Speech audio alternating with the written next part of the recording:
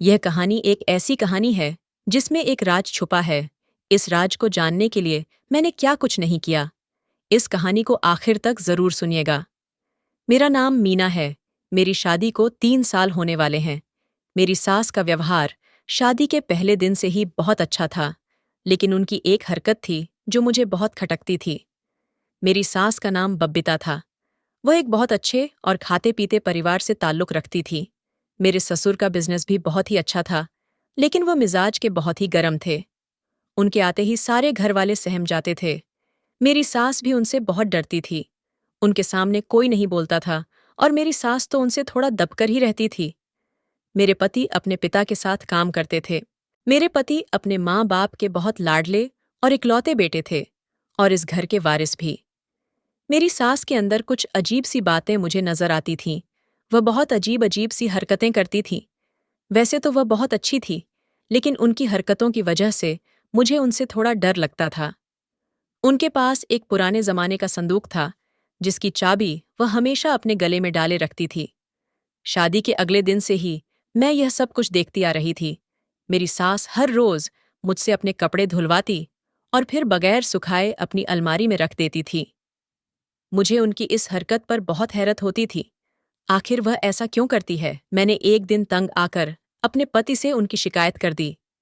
उनको उनकी माँ की हरकतों के बारे में बताया तो वह मुझसे झगड़ने लगे। कहने लगे, बदतमीज औरत, फिजूल का इल्जाम लगा रही हो। मेरी माँ पर शर्म नहीं आती है, एक बुजुर्ग औरत पर इल्जाम लगाते हुए। मैं उनकी बात सुनकर बहुत ही दुखी हो गई थी। उन्होंने मेरी बात पर यकीन नहीं किया और मुझे उल्टी सीधी बातें सुनाने लग गए। माँ जी के रोज कपड़े धुलवाने की आदत से मैं बहुत तंग आ गई थी। एक दिन मैंने माँ जी से बातों बातों में पूछा, माँ जी, मैं बहुत थक जाती हूँ। कपड़े धोने के बाद क्या मैं किचन का काम संभाल लूं? कपड़े आप धो लिया करो। लेकिन उन्होंने मुझे सख्ती से मना कर दिया। पता नहीं माँ जी ऐसा क्यों करती हैं। एक दिन मैं माँ जी के कमरे में खाना देने जा रही थी। मैं उनके कमरे के दरवाजे तक ही पहुंची थी कि मुझे कुछ घसीटने की आवाज सुनाई दी। मैंने खिड़की से झांकने की कोशिश की तो मुझे माँ जी वो संदूक बंद करती हुई दिखाई दी। मैं सोच में पड़ गई कि आखिर इस संदूक में ऐसा क्या है जो माँ जी उस संदूक को हमेशा छुपाए रखती हैं और चाबी भी इतनी हिफाजत से रखती हैं। आज से 3 दिन पहले की बात है, जब प्यास से मेरी आंख खुल गई और मैं किचन में पानी पीने गई तो मैंने देखा कि माँ जी तो किचन में पहले से ही मौजूद थीं। मैं हैरत में थी कि रात के इस वक्त माँ जी किचन में क्या कर रही हैं। मैं छुप कर उनको देखने लगी। माँ जी के हाथ में खाने की ट्रे भी थी। मैं हैरानी से उनको देख रही थी कि आखिर इतनी रात को वो ये खाना किसके लिए लेकर जा रही थी। मैंने किचन में जाकर माँ जी से पूछा, माँ जी, आप ये खाना किसके लिए ले जा रही हैं? वो मुझे देखकर घबरा गई और बोली, वो मुझे बहुत भूख लग रही थी। ये कहकर वो किचन से बाहर चली गई, लेकिन वो मुझे बहुत परेशानी लग रही थी क्योंकि रात का खाना माँ जी हम सब के साथ खा चुकी थी। माँ जी वो खाना लेकर सीधे अपने कमरे में चली गई। मैं अपने कमरे में आकर सोचने लगी कि ये माजरा क्या है। पता नहीं माँ जी ये सब हरकतें क्यों करती हैं। मेरे दिमाग में तो कुछ नहीं आ रहा था कि मैं क्या करूं। मैंने सुबह टाइम के मुताबिक अपने सारे काम निपटा लिए और माँ जी के कपड़े धो दिए। आज मैंने बहुत हिम्मत करके माँ जी से कहा, माँ जी, आप अपने सारे गीले कपड़े अलमारी में क्यों रखती हैं? आपको कपड़ों से बदबू नहीं आती? आपके कपड़े ऐसे ही रहते हैं? तो माँ जी मेरी बात पर मुस्कुराते हुए बोली, बेटी, मुझे खुजली होती है, जिसकी वजह से मुझे सूखे कपड़े काटते हैं। इसी वजह से मैं गीले कपड़े पहनकर सोती हूँ, तभी मुझे सुकून मिलता है। ये बीमारी मुझे शादी के पहले से है। उनकी बात पर मुझे अब भी यकीन नहीं आ रहा था, क्योंकि जो मैं अपनी आंखों से देख चुकी थी वह कोई मामूली बातें नहीं थीं। इन बातों को नज़रअंदाज भी नहीं किया जा सकता था। मैंने उनकी बात पर सिर्फ सिर हिला दिया और अपने काम में लग गई। माँ जी रोज की तरह आज भी धुले हुए गीले कपड़े उठाई और अपने कमरे की तरफ जाने लगीं। मुझे उनको देखकर बहुत बेचैनी हो रही थी और मैं भी उनके पीछे जाने लगी थी। इतने में ही मेरे पति ने मुझे आवाज लगा दी। मेरे पति मेरे पीछे ही खड़े थे। उन्होंने मुझसे कहा, मेरी एक फाइल कमरे में रह गई है, जरा वह ला दो। मेरे पति का नाम अनीश है। वह इस घर के इकलौते सपूत थे। उनका व्यवहार भी अपने पिता की तरह ही गर्म था। मुझे इस घर में प्यार, दौलत, इज्जत सब कुछ मिला, लेकिन बस अभी तक मैंने यहाँ आकर औलाद का सुख नहीं देखा था। अनीश मुझसे अपनी फाइल के बारे में पूछने लगे। मैंने उनसे कहा, ठीक है, मैं अभी लाकर देती हूँ। आज तो मैंने माँ जी के पीछे जाने का पूरा प्लान बना लिया था, लिहाजा मेरा यह प्लान अब फ्लॉप हो चुका था और मैं अनीश की फाइल लेने के लिए कमरे में चली गई। अनीश की फाइल मुझे मिल नहीं रही थी। उसको ढूंढने में मुझे कुछ वक्त लग गया। कुछ देर बाद जब मैं कमरे से बाहर आई तो माँ जी बाहर आंगन में बैठी हुई थीं। उनके पास एक पड़ोस की औरत आई हुई थी जिनकी बहू गर्भवती थी। माँ जी ने मुझे आते देखा तो अपने पास बुलाया। मैंने उनके पास जाकर उनको नमस्ते किया और आशीर्वाद लिया। मैं चाय बनाने के बहाने से वहां से उठ गई। मुझे ऐसा लगा जैसे माँ जी की नजरें मेरा पीछा कर रही हों। मैंने किचन में खड़े होकर उन दोनों की बातों पर कान लगाई। वो औरत मुझे किसी डॉक्टर को चेकअप करवाने के बारे में बोल रही थी। मुझे उनकी बातों पर अपने अंदर खालीपन सा महसूस होने लगा और मैं उदास हो गई। रात को वह सब अपने अपने कमरों में सोने जा चुके थे। अचानक मुझे बादल गरजने की आवाज सुनाई दी और मैं डर कर उठ गई। मुझे याद आया कि छत पर तो कपड़े सूख रहे हैं, बारिश में गीले हो जाएंगे। मैं जल्दी से पैरों में चप्पल डालकर फौरन छत की तरफ भागी। जैसे ही मैं छत पर पहुंची तो मेरी आंखें फटी की फटी रह गईं। छत के बीचों बीच माँ जी खड़ी हुई थीं। वह भी शायद छत पर किसी काम से आई होंगी, लेकिन ये क्या उन्होंने वही सूट पहन रखा था जो मैंने धोकर डाला था? माँ जी मेरे पैरों की आहट सुनकर फौरन ही घबराकर पीछे मुड़ी। वो मुझे देखकर घबरा गई और कहने लगी कि वह मैं कपड़े उतारने आई थी। मुझे फिक्र हो रही थी कि तुम्हारी मेहनत बेकार न हो जाए। ऐसा लग रहा था जैसे मुझसे बातें करते वक्त उनकी जुबान काफी लड़खड़ा रही है, जैसे वह झूठ बोल रही है। मैंने उनसे कुछ नहीं कहा और कपड़े उतारने लगी। वह भी मेरे साथ ही नीचे चली आई। मैं अपने कमरे में चली गई। मेरे दिमाग में उलझनों का जाल भरा पड़ा था, जो कि खत्म होने का नाम ही नहीं ले रहा था। दिन ब दिन माँ जी की अजीब सी हरकतों ने मुझे एक अलग ही रास्ते पर राह दिखा दी थी। न जाने क्या राज होगा उनकी इस अजीबोगरीब हरकतों के पीछे। रात को इतनी ठंड में बाहर जाना, मैं अपनी सोचों में इस कदर खोई हुई थी कि मुझे पता ही नहीं चला कि कब मेरी आंख लग गई। अगली सुबह मैं माँ जी के कपड़े धो रही थी तो मुझे उनके कपड़ों से वही चाबी मिली जो वह हर वक्त अपने गले में डाली रखती थी। मैं बहुत खुश हुई। आज तो मुझे माँ जी के राज का पता चल ही जाएगा, किसी भी हाल में। मैंने अपने हाथ साफ किए और जल्दी जल्दी माँ जी के कमरे की तरफ बढ़ने लगी। जैसे ही मैं कमरे में पहुंची तो देखा कि वह अलमारी में मुंह दी खड़ी है और कुछ कर रही थी। मुझे हैरत हुई। माँ जी को जब मेरे कदमों की आवाज आई तो उन्होंने झट से अलमारी को बंद कर दिया और मेरी तरफ देखने लगी। मैंने देखा कि उनका चेहरा बिल्कुल पीला पड़ चुका था, जैसे उनकी कोई चोरी पकड़ी गई हो। माँ जी मुझसे पूछने लगी, क्या हुआ, क्या करने आई हो, कोई काम था क्या? मैंने भी उनसे इस बारे में कुछ कहना ठीक नहीं समझा और कहा कि माँ जी, आपकी चाबी मुझे कपड़े धोते हुए मिली है। माँ जी की आंखें तो उस चाबी को देखकर चमक उठीं। माँ जी ने फौरन ही मेरे हाथ से चाबी खींची और बोली, तुम्हारा बहुत बहुत शुक्रिया। मैं सुबह से इसी चाबी को ढूंढ रही हूँ। पता नहीं मैं कहाँ रखकर इसको भूल गई थी। माँ जी की बात पर मैं भी दिखावे का मुस्कुराकर उनके कमरे से वापस चली आई। मेरा शक माँ जी पर अब दिन ब दिन बढ़ता चला जा रहा था। माँ जी का सिर्फ एक चाबी के लिए इतना बेचैन हो जाना, ये कोई आम बात नहीं थी। मैं बहुत परेशान हुई कि अब सच तक कैसे पहुंचूं, क्योंकि माँ जी तो अपने कमरे से बाहर ही नहीं निकलती। मुझे कुछ तो करना ही पड़ेगा। मैंने सोचा कि मुझे अनीश से बात करनी चाहिए। रात को जब अनीश घर आए तो मैंने उनसे कहा, अनीश, क्यों ना इस बार माँ जी और पिताजी को कहीं घूमने भेज दिया जाए। आखिर वह भी इंसान है। वह लोग घर से कभी बाहर कहीं जाते ही नहीं है। उनका भी मन करता होगा बाहर घूमने का, दिमाग थोड़ा फ्रेश हो जाएगा। थोड़ा बाहर घूमेंगे तो अपने आप को फ्रेश फील करेंगे। हम लोग उनके लिए कहीं जाने का प्लान बनाते हैं। मेरी बात सुनकर अनीश सोच में पड़ गए और कहने लगे, वह सब तो ठीक है, लेकिन तुम्हें पता है ना कि पिताजी का मिजाज कैसा है। उनको कहीं बाहर घूमने जाना पसंद नहीं है। वो सिर्फ अपने कामों में ही बिजी रहते हैं। इन चीजों में उनको ज्यादा इंटरेस्ट नहीं है। लेकिन फिर भी मैं बात करके देखूंगा। अनीश ने अपने पिताजी से बात की। उन्होंने तो इस बात पर मना ही कर दिया। मुझे अपना प्लान फ्लॉप होता दिखाई दे रहा था। मेरी कोशिश बेकार गई। कुछ दिनों बाद ही सभी घरवालों को उनके किसी करीबी रिश्तेदार के यहाँ शादी में जाना पड़ गया। पिताजी और अनीश सुबह सवेरे ही जा चुके थे। मैं अपनी बीमारी का बहाना बनाकर शादी में नहीं गई। मैं घर में बिल्कुल अकेली थी। मेरे पास इससे अच्छा मौका नहीं था। मैंने जल्दी से बाहर के दरवाजे को अंदर से बंद किया और माँ जी कमरे में आ गई। माँ जी का कमरा घर के सारे कमरों से बड़ा था। मैं उनके कमरे में चारों तरफ नजरें घुमाती रही और सोचने लगी कि कैसे सच तक पहुंचा जाए। एक एक चीज को मैंने अच्छे से चेक किया। शायद माँ जी किसी चीज में चाबी रख गई हो। मैंने पूरा कमरा छान मारा, लेकिन मुझे कुछ भी नहीं मिला। ऐसी कोई चीज मेरे हाथ नहीं लगी जो माँ जी के राज तक मुझे पहुंचा सके। मैं मायूस होती हुई बाहर जाने लगी। तभी अचानक मेरी नज़र माँ जी की अलमारी पर पड़ी। मैंने सोचा, क्यों ना छुरी या किसी औजार से इस अलमारी को खोला जाए। मैं फौरन किचन की तरफ भागी और वहां से छुरी लेकर अलमारी को खोलने की कोशिश करने लगी। लेकिन मेरी लाख कोशिशों के बाद भी कुछ नहीं हो सका। इतनी मेहनत करने के बाद भी लॉक नहीं खुला।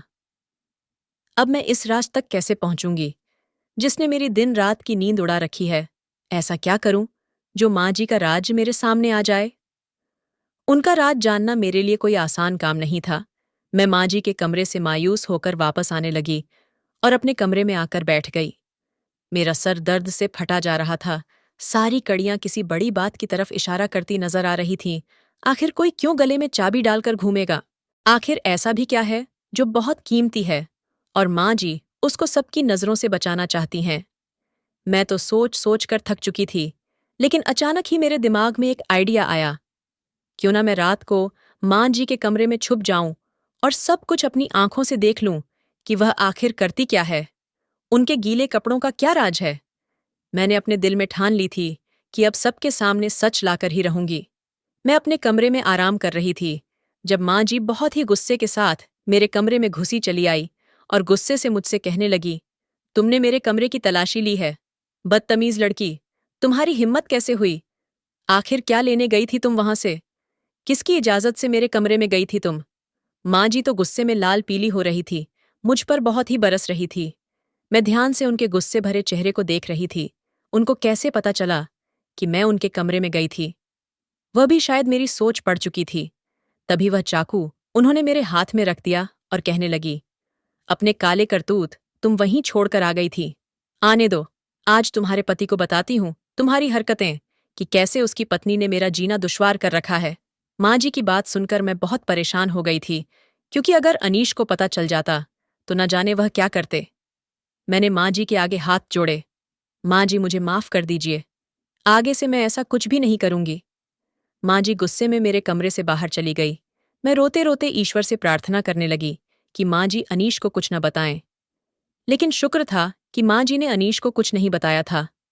उस दिन के बाद से ही माँ जी की नज़रें हर वक्त मुझ पर टिकी रहती थीं। मैं अब सब कुछ छोड़कर उनका ख्याल रखने लगी थी।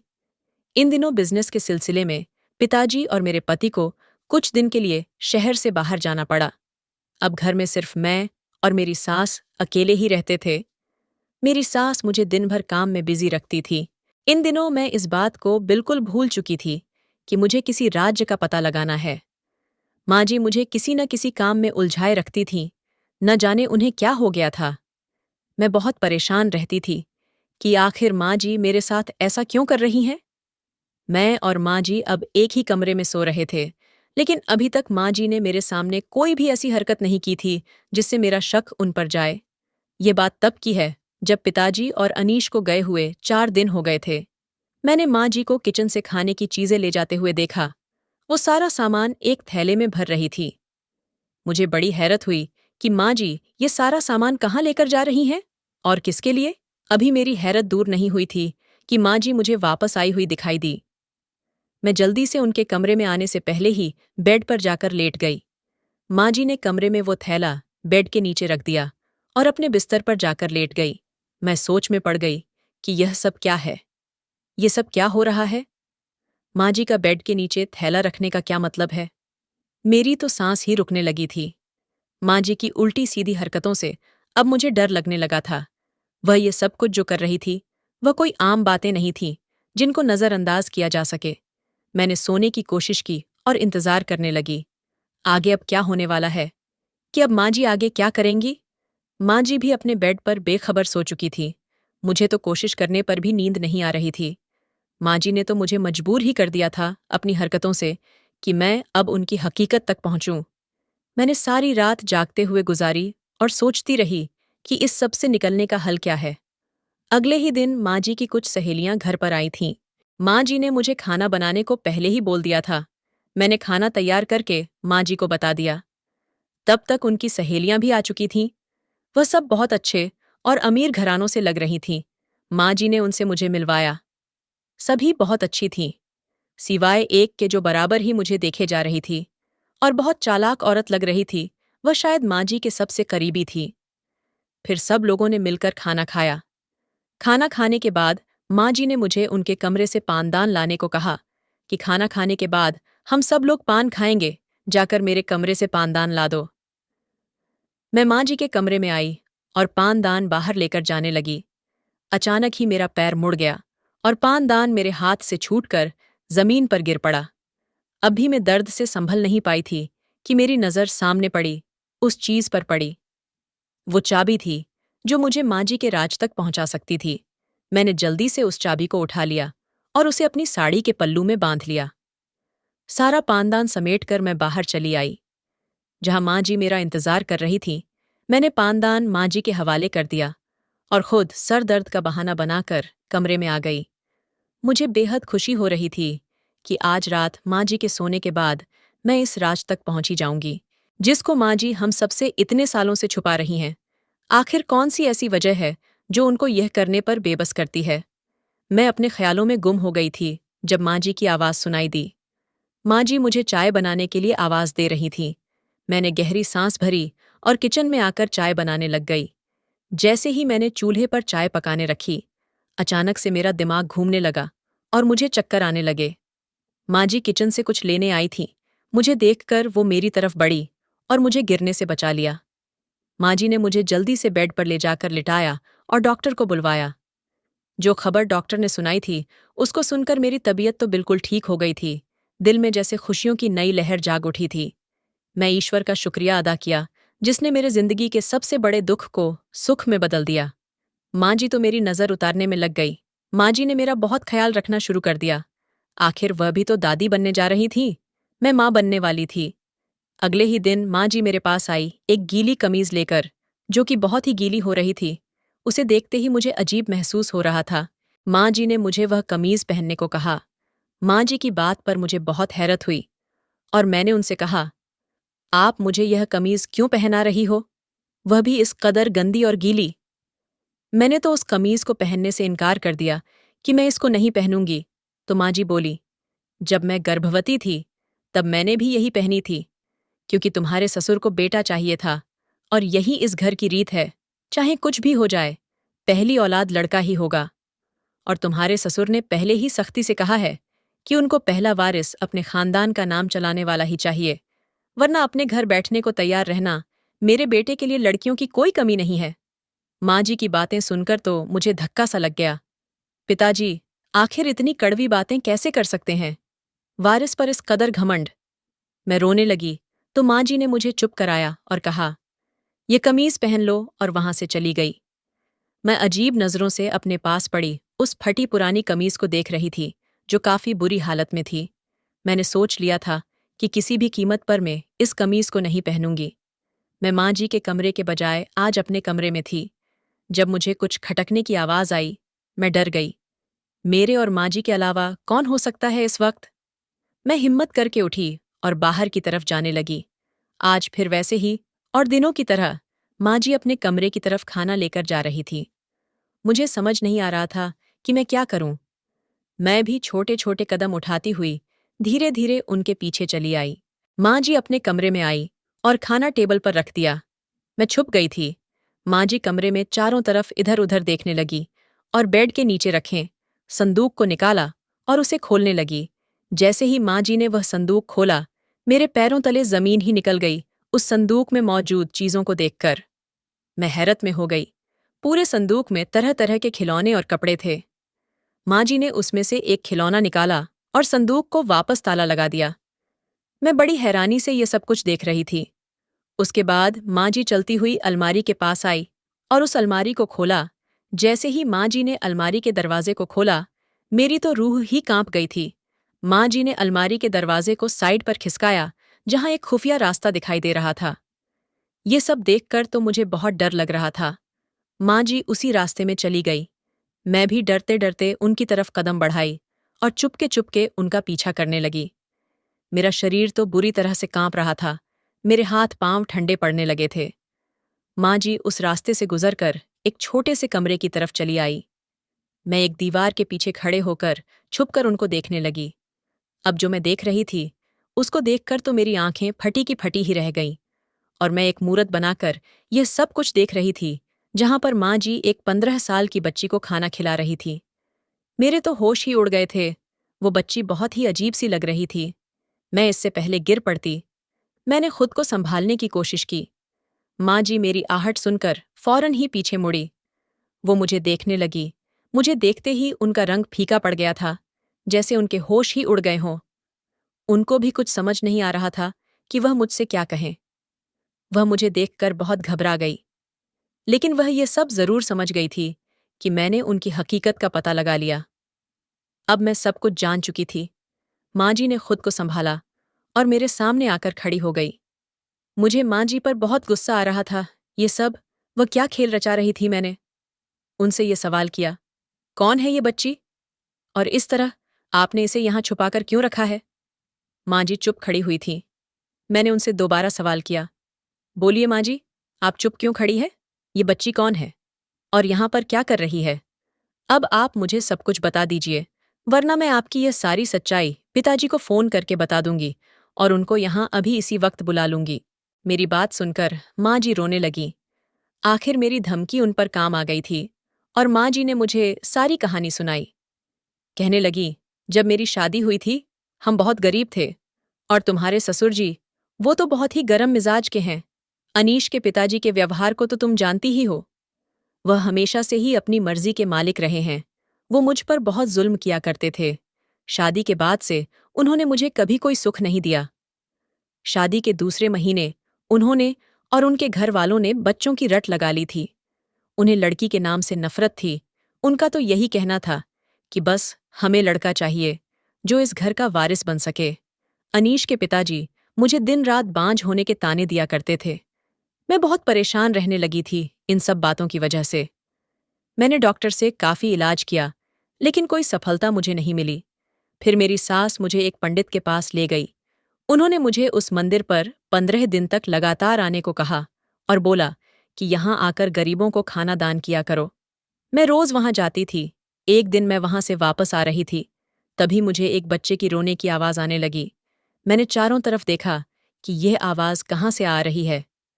जैसे ही मेरी नज़र सड़क के किनारे पड़ी हुई इस बच्ची पर पड़ी, मैं इस बच्ची को अपनी गोद में उठा लिया।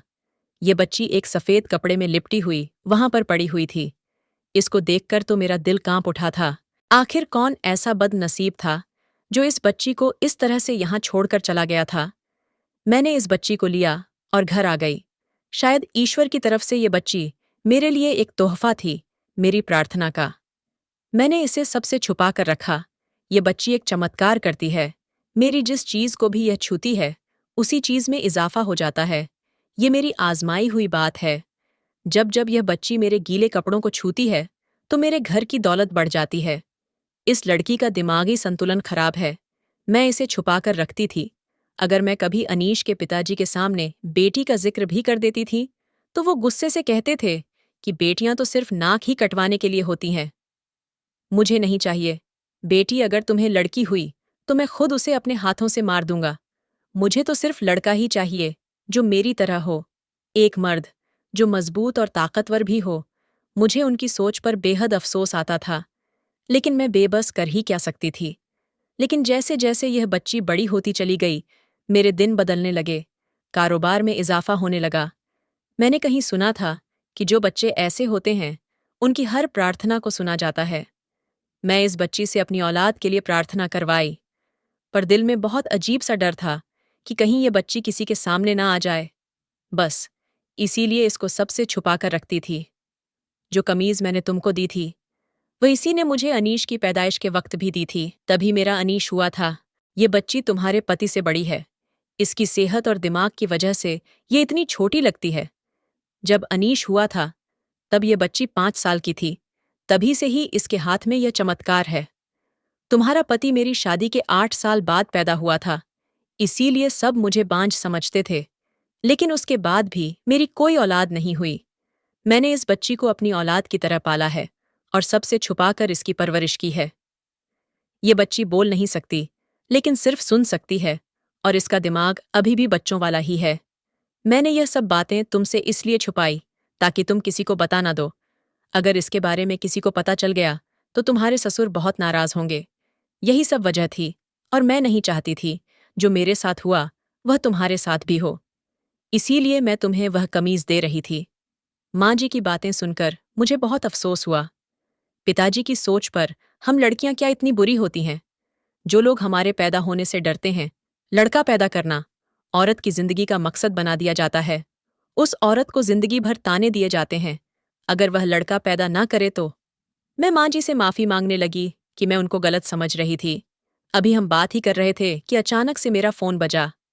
खबर सुनने को मिली कि मेरे पति अनीश का एक्सीडेंट हो गया है और इस हादसे में उनकी दोनों टांगें खराब हो चुकी हैं।